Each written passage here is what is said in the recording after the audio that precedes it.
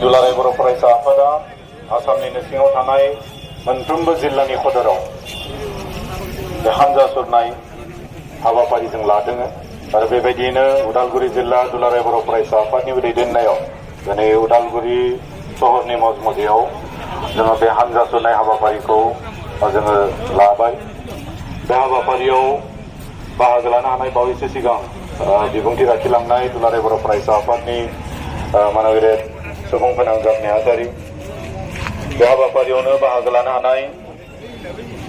उदालगुरि जिल्ला बर' थुनलाइ आफादनि मानगिरि लोगो आफादगिरि सार फतेन्द्र बसुमतारी बिथां, हाबाफारियावनो बाहागो लानो हानाय बर' बिमा गौथुमनि उदालगुरि जिल्लानि कोअर्डिनेटर कनभेनर मानगिरि गेदेमा नोंथांमोन,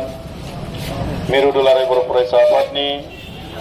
लोगो बुंथिगिरि बिबारि बर' बिथां, मिरु दुलाराय बर' फरायसा आफादनिनो लोगो सोलोंथाइ नेहाथारि रमिय कुमार बसुमतारी बिथां, दिनैनि बे हाबाफारिखौ दैदेनबाय थानाय उदालगुरि जिल्ला दुलाराय बर' फरायसा आफादनि गाहाय नेहाथारि बाबुल बर' बिथां, हाबाफारियाव जोंखौ हेफाजाब होनो हानाय जिल्ला दुलाराय बर' फरायसा आफादनि बोसोनगिरि मानगिरि नोंथां, लोगोसेनो जिल्ला आरो मोनफ्रोमबो आनसलिकनि बिबानगिरि लोगो नोंथांमोन आरो बे थांनाय 3 आरो 5 मेयाव जानाय जिथु घटना, बे मोननै घटना, मोनसे रेप आरो मोनसे मार्डार, बे केसाव जड़ित थानाय साफ्रोमबो एक्यूज्डखौ शास्ति होनांगौ आरो भिक्टिमफोरनो न्याय होनांगौनि सार्थआव हानजा सुरनो बाहागो लाफैनाय मेंनो रोङि साफ्रोमबो बर' माहारिखौ सिबिग्रा साफ्रोमबो नोंथांमोननिसिम आंनि गोसो गोरबोनिफ्राय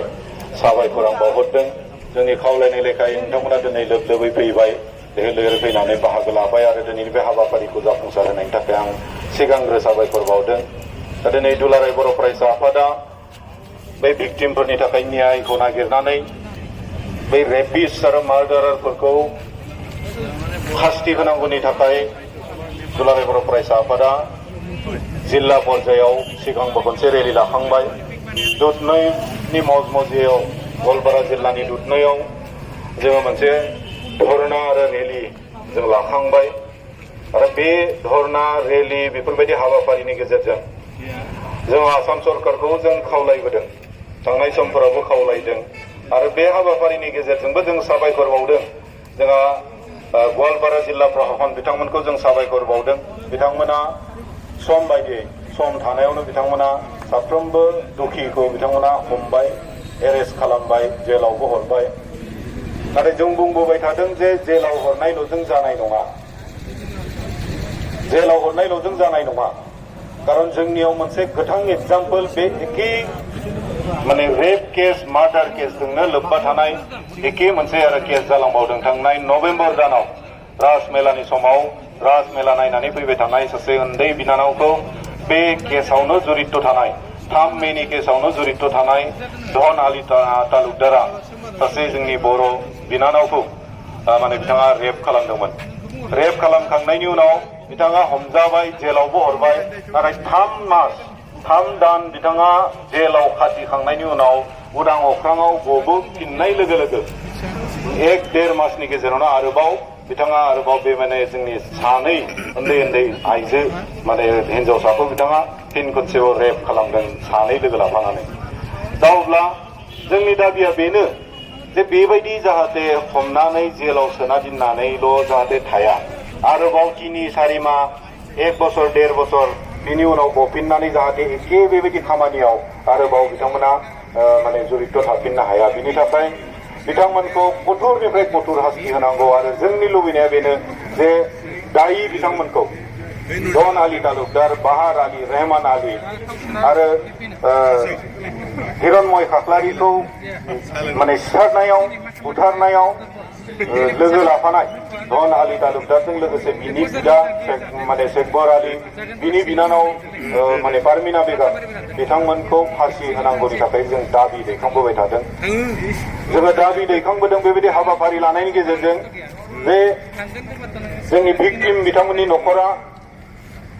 कम्पेनसेसन मोननो नांगौ, बिनि थाखाय सरकारा खोथा बुंनांगौ। जोङो दाबि दैखांबोदों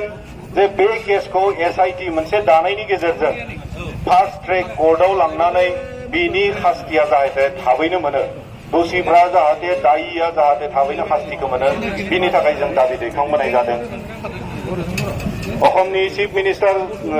डक्टर हिमन्त बिश्व शर्मा मन'गिरि बिथांनिसिम जों मेम'रेन्डाम गथायदों। बिथांनिसिम जोङो दाबि दैखांदों जे बे केसखौ बिथाङा हेन्डेल खालामनो नांगौ आरो खोब माने मोजां भाबै बेखौ गोथौवै नायनानै बिनि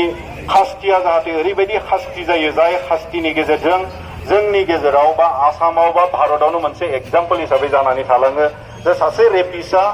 माबायदि शास्ति मोनो,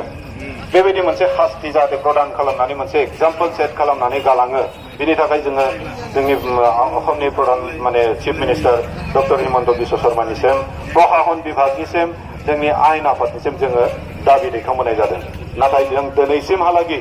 खुनु मोनसे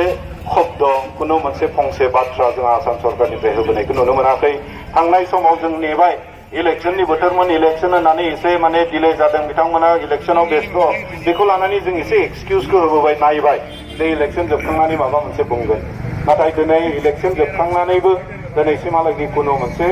बे केसखौ लानानै फंसेबो बाथ्रा बुंनायखौ जों नुवाखै। किन्तु बिनि गेजेरावनो जों नुबोबाय जे बिथिं आपार आसामाव सोरबा गगৈ सासे माने मार्डार जाबाय, बेखौ लानानै DGPआ बेस्थ', बेवहाय थांदों, खबर लाहैदों, नायदों, आसामनि मन्त्रिया थांदों, खबर लाहैदों। नाथाय जोंनि नैबे माने सासे सानै गाहाम उन्दै गथ' हिनजावसा गथ'खौ रेप खालामबाय, सासे माने खुनु दाय गैयि माने उन्दै सासे हौवासा मानसिया माने बियो माने गाज्रि भाबै एटेक खालामजाबाय, मार्डार खालामजाबाय। बिनि थाखाय नायनो थांनायाथ' बाद फंसेबो खोथा बुङैखौ जों नुबाय। दा बेयाव जोङो साननो बाध्य जादों, सिन्ता खालामनो बाध्य जादों जे जोङो सोरबा खाख्लारि जानायखाय, सोरबा बसुमतारी दैमारि मुसाहारि जानायखाय जोंखौ मोजाङै नायाखै नामा? सोरबाया दिनै गगৈ होननाय लोगो लोगो बिनि खिथु खिथु DGPआ मोनहैबाय, बिनि खिथु खिथु माने नों माने मन्त्रिया मोनहैबाय। जोङो बर' जानायखाय, जोङो ट्राइबेल जानायखाय जोंखौ माने मोजां नोजोरजों नायाखै नामा? जोङो साननो बाध्य जादों। दिनै जोङो गार्जेन गैयै बायदि फिल खालामदों, जेराव जोंनि थाखाय सासे चिफ मिनिस्टारा फंसेबो खोथा बुङाखै, किन्तु सोरबाया माबा मोनसे जादोंब्ला बिनि थाखाय बिथांमोना खोथा बुंनो आवगायलांदों, बेखौ नायनो खबर लाहैनो आवगायलांदों। किन्तु जोंनियाव नैबेयाव मोनथाम घटना जड़ित थानाय मोनसे केसखौ लानानै फंसेबो खौरां बुङिया, बे जोंनि थाखाय खोब साननोलगिया, बे बाध्य जादों। दा दिनैनि बे हाबाफारिनि गेजेरजों जों गोख्रों मेसेजखौ हरदों। दुलाराय बर' फरायसा आफादा मोनफ्रोमबो जिल्लायाव बे हाबाफारिखौ लादों आरो बिनि गेजेरजों मेसेजखौ हरदों जाहाथे थाबैनो सरकारा जाहाथे बे केसखौ नायो। डक्टर हिमन्त बिश्व शर्माया चिफ मिनिस्टार, बिथाङा गाव पार्सनेलि बेखौ हेन्डेल खालामो, जों बेखौ दाबि खालामदों आरो बेखौ दाबि खालामनानै जोङो मेम'रेन्डामाव मोनसे थिग खालामनाय जादों। माने डेपुटि डिसिनि थ्रु, मोनफ्रोमबो जिल्लानि डिसिनि थ्रु जोङो बे मेम'रेन्डामखौ जोङो मोनसे गोसोखांनायखौ रिमाइन्डार जों मोनसे हरनाय जागोन, बेखौ जोङो थिग खालामदों। दा दिनै आरोबाव मोनसे आरो माने मुगैथावना घटना बेजों लोगोसे आरोबाव जोंनि जिल्लायावनो जालांबाय थांनाय 22 तारिखाव टिउसनाव थांनाय सासे गथ'खौ टिउसननिफ्राय न'आव गिदिंफिननायाव माने किडनेप खालामनानै हमनानै क्लास 9आव फरायबाय थानाय सासे गोरखा हिन्जावसाखौ माने साबा माने मुस्लिम माने सम्प्रदायनि माने व्यक्तिया बिथांमोना गाज्रि भावे रेप खालामदों दा बे जोंनि थाखाय खोब गिख्रंथाव खोब मुगैथाव बे केसखौ जोङो निन्दा खालामदों जों धिक्कार होदों जोङो दिनै सानदों जोङो मोनसे फोथायनाय दङमोन जे थांनाय 3 मेनि जिथु दुधनयनि घटना जि काण्ड बे काण्डआव जुदि गभर्नमेन्टनिफ्राय प्रशासननिफ्राय आयेन आफादा जुदि आयेन आफादनिफ्राय मोजां मोनसे कठोर बिहित बेबस्था लानायमोनब्ला निश्चय नैबे 22 तारिख दाख्लै जानानै थांनाय माजबादनि घटनाया जानाय नङामोन दा नै बै समावनो मागिया माने मेगनजों बिथांमोना नायबाय कुनु सिरियास गैया दा बिनि थाखाय निश्चय बेबायदि दुष्ट किथिकारिफ्रा दिनै खाबु मोनदों दा बे माजबादनि घटनाखौबो लानानै जोङो बे भिक्टिमा जाहाथे न्याय मोनो जों बिनि थाखाय दिनैनि बे हाबाफारिनि गेजेरजों जोङो दाबि दैखांदों बेयाव जाय व्यक्तिफ्रा जुरित दङ साबा हमबाय होननानै जोङो मोनथिनो मोनदों आरो बेजों लोगोसे जुदि सोरबा आरो जुरित दंबावोब्ला बिथांमोनखौबो थाबैनो हमनांगौ आरो बिथांमोनाबो माने कठोरनिफ्राय कठोर शास्ति मोननांगौ बिथांमोना फांसिनि साजा मोननांगौ जेरै धन आली तालुकदार बाहार आली बिथांमोना फांसिनि साजा मोननांगौ बै माजबाद काण्डआव जुरित थानाय साफ्रोमबो फांसिनि साजा मोननांगौ आरो बै उन्दै बिनानाव जाय गोरखा बिनानाव बिथां आरो बिथांनि नखरा न्यायखौ मोननांगौ जों बेखौ दाबि दैखांदों दा बेयावहाय बे घटनाजोंनो जड़ित थानानै दिनै माखासे हाबाफारि लादोंमोन बे हाबाफारिनि गेजेरजों न' सावलायनाय जाबाय बे न' सावनाय जिथु मोनसे घटना बेखौ जों मालाबाबो एन्टारटेन खालामा दुलाराय बर' फरायसा आफादा मालाबाबो जों बेबायदि हाबाफारिखौ बेबायदि माने हिंसायारि हाबाफारिखौ जों मालाबाबो एन्टारटेन खालामा जोङो न्याय मोननो थाखाय जोंहा गोबां लामा दङ जोङो माने गणतान्त्रिक पन्थानि गेजेरजोंबो जों न्यायखौ मोननो हायो बे जोंहा बे भारत देशआव जोंहा मोनसे फोथायनाय दङ दा बे हिसाबै बे गणतान्त्रिक पन्थानि गेजेरजों जाहाथे न्यायखौ नागिरलाङो बेबायदि न' सावनाय गावजों गाव बुलायनाय सोरखौबा सिथारलायनाय जाहाथे बेफोरनि गेजेरजों जालाङा बेखौ जोङो दिनै साफ्रोमखौबो उदालगुरि बाखिखौ जोंनि ओनसोलनि बाखिखौ जोङो दिनै आं गुरैयै खावलायदों जाहाथे जोंनि ओनसोलाव जि मोनसे गोजोन थासारिया दिनै फैनानै दङ बे गोजोन थासारिखौ जोङो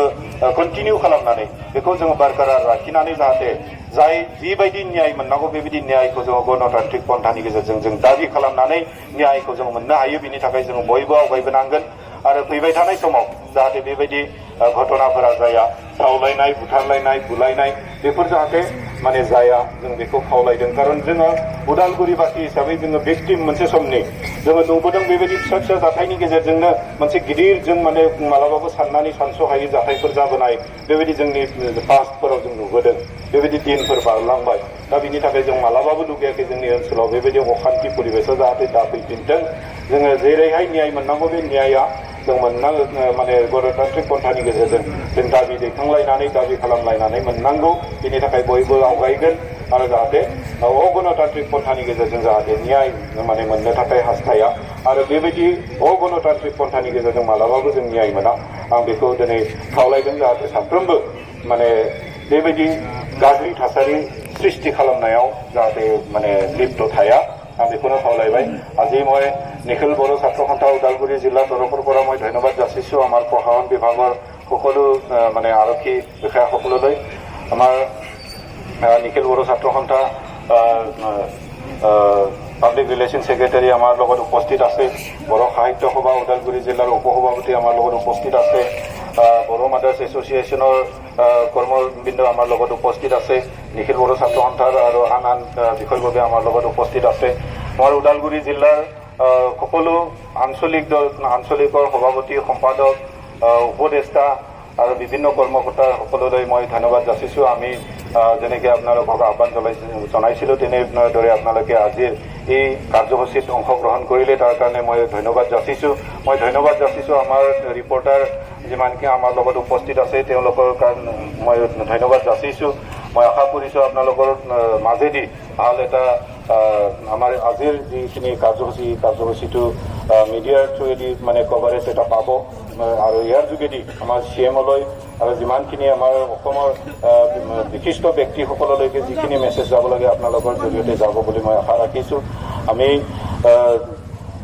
এই যিটো দুধনৈ কাণ্ডৰ জড়িত সংগঠিত ৰাখি আজিৰ যি ৰেলী আমি কাৰ্যসূচী আমি লৈছোঁ আৰু তাৰে এই কাৰ্যসূচীৰ জৰিয়তে আমি অসম চৰকাৰলৈকে এইটোৱে দাবী জনাইছোঁ যে এই যিটো দুধনৈ কাণ্ড ৰেপ এণ্ড মাৰ্ডাৰ কেছ এইটো SIT এটা গঠন কৰি SITৰ থ্ৰু স্পেচিয়েল ইনভেষ্টিগেটিং টীমৰ যোগেদিয়ে এইটো এটা স্পেচিয়েল মানে ফাষ্ট ট্ৰেক কোৰ্টত যাতে ইয়াৰ ট্ৰায়েলটো হয় আমি এইটো দাবী জনাইছোঁ মুখ্যমন্ত্ৰী ডাঙৰীয়ালৈকে আমি দাবী জনাইছোঁ যে ভিক্টিমসকলৰ কাৰণে যাতে কম্পেনচেশ্যন এটা তেওঁলোকে ঘোষণা কৰে আৰু যিখিনি আমাৰ দোষীসকলক যাতে কঠোৰতকৈ কঠোৰ শাস্তি হেং টিল ডেথ ফাঁচীৰ শাস্তি যাতে প্ৰদান কৰে সেইটোকে আমি দাবী ৰাখি আজিৰ এই কাৰ্যসূচীখন আমি অনুষ্ঠিত কৰিছোঁ আৰু ইয়াৰ লগতে যোৱা 22 তাৰিখৰ যিটো মাজবাটত আকৌ এটা ৰেপ কেছ এটা হৈ গ'ল সেইটো আমি নিন্দা কৰিছোঁ আমি গৰিহণা দিছোঁ তেনে এটা কাণ্ড আৰু আজিৰ তাৰিখত আমি ভাবিবলৈ বাধ্য হৈছোঁ যে আমাৰ মনত এটা শংকা জাগিছে আমাৰ সৰু সৰু কণমানি ছোৱালীবিলাকৰ কি মানে কোনো একো গেৰাণ্টি নোপোৱা হৈ গ'ল ক্লাছ 9ত পঢ়ি থকা ছোৱালীজনী টিউশ্যনত গৈছিলে টিউশ্যনৰ পৰা ঘৰৰ উভতি অহা টাইমতে তাইক মানে বাটৰ পৰা লৈ যায় ৰেপ কৰা হৈছে 5জন মানে বৈষম্য ব্যক্তিজনে গতিকে তেনে কাণ্ড আমি ভাবিছোঁ যে এই যিটো গোৱালপাৰা দুধনৈৰ কেছটোক লৈ যদি অসম চৰকাৰে প্ৰশাসন বিভাগে বা আমাৰ মহামহিম কোৰ্টৰ জাজমেণ্ট যদি ভাল এটা জাজমেণ্ট দিলেহেঁতেন ভাল এটা অসম চৰকাৰে যদি পদক্ষেপ ল'লেহেঁতেন এই 22 তাৰিখৰ যিটো মাজবাটৰ ৰেপ কেছ এইটো নিশ্চয় নহ'লেহেঁতেন গতিকে আজি আমি দাবী জনাইছোঁ যে তেনেকৈ আৰু আমাৰ কণমানি ছোৱালীবিলাকে যাতে ৰেপৰ মানে তেনেকৈ ভিক্টিমাইজ নহয় তাৰ কাৰণে কঠোৰ এটা ব্যৱস্থা ল'ব লাগে বিহিত ব্যৱস্থা ল'ব লাগে আমাৰ প্ৰশাসন আৰু লগতে আমাৰ অসম চৰকাৰে আমি আজি এই কাৰ্যসূচীৰ জৰিয়তে এইখিনিয়ে দাবী জনাইছোঁ লগতে আজি যিহেতু এই 22 তাৰিখৰ ৰেপ কেছৰ সংগতিত ৰাখি আজি যিখিনি ঘৰ জ্বলোৱা আৰু কাণ্ড এটা নতুনকৈ সৃষ্টি হ'ল যিটো ঘটনা হৈ গ'ল সেইটো আমি গৰিহণা দিছোঁ আমি নিন্দা কৰিছোঁ নিখিল বড়ো ছাত্ৰ সন্থাই কোনোদিনা তেনেকৈ অহিংসা কাৰ্যত আমি কোনোদিনা আমি লিপ্ত নহয় আৰু সেইবিলাক আমি কেতিয়াও নিবিচাৰোঁ আমি বিটিআৰবাসী ওদালগুৰিবাসী সকলোৰে প্ৰচেষ্টাত আজি এটা শান্তি কৰিবলৈ আমি সক্ষম হৈছোঁ আৰু এই শান্তিটো সদায় যাতে বজাই ৰখাত সকলোৱে কাম কৰে সকলোৱে মানে আগবাঢ়ি আহে তাকে আমি বিচাৰিম তেনেকৈ আৰু ঘৰ জ্বলোৱা কাৰোবাক মাৰা কাইজা পেচা সেইটো কেতিয়াও যাতে নহয় আমি ন্যায় পাবলৈ হ'লে বহুত তেনেকৈ ৰাস্তা আছে অগণতান্ত্ৰিক পন্থাইদি যে আমি ন্যায় পাম সেইটো কেতিয়াও নহয় আমাৰ গণতান্ত্ৰিক পন্থা বহুতখিনি ৰাস্তা